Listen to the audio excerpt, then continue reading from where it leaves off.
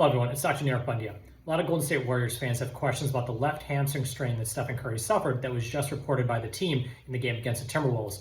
Here's a quick breakdown of hamstring strains in general, what we in general look for in terms of grading injury severity, and what the general criteria is sometimes for return to play.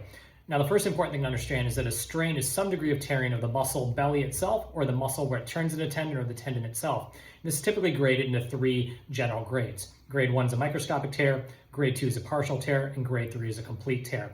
In addition to grading, which is typically done based on an MRI, you can also look at other factors that help determine the severity of the injury, which is done by imaging. Number one, it's the number of hamstring muscles that may be involved. Number two, where in the hamstring the injury actually occurs. So in the muscle belly is a little bit less severe. If it's higher up where it inserts on the pelvis, it can be more severe. You look at the cross-sectional area or the amount of hamstring muscle that it actually is impacted. And you're also looking at how much inflammation or swelling there's actually amongst those hamstring muscles. These various factors help to determine the severity on top of whether there's microscopic tearing, partial tearing, or complete tearing.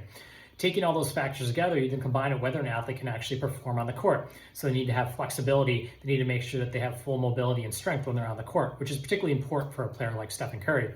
Now, the reason why you don't want to rush back a hamstring strain is that there's a high rate of re-injury if you come back too early. In addition, there's a high rate of additional injuries to other parts of the body if your hamstring isn't very secure or strong enough to come back on the court. We did a study looking at NBA players who suffered hamstring strains from 2016 to 2021. We found that on average, and these were all hamstring strains, not necessarily looking at the grades, the mean time missed was around 6 games. Now, that doesn't necessarily mean that Stephen Curry is going to be gone for 6 games. A lot of it's going to be based on the further workup that the team does, potentially some of the imaging and how he feels. But in general, when we look at NBA players as a whole over that 5-year period, the mean time missed is 6 games. But in general, number one, it's important to understand that a strain is some degree of tearing. Number two, the location, the amount of muscles involved, and the grade of the injury help determine return to play. And then it's individualized based on the athlete in terms of their age, how they're able to function on the court, and how they're feeling in the context of their findings. Thank you.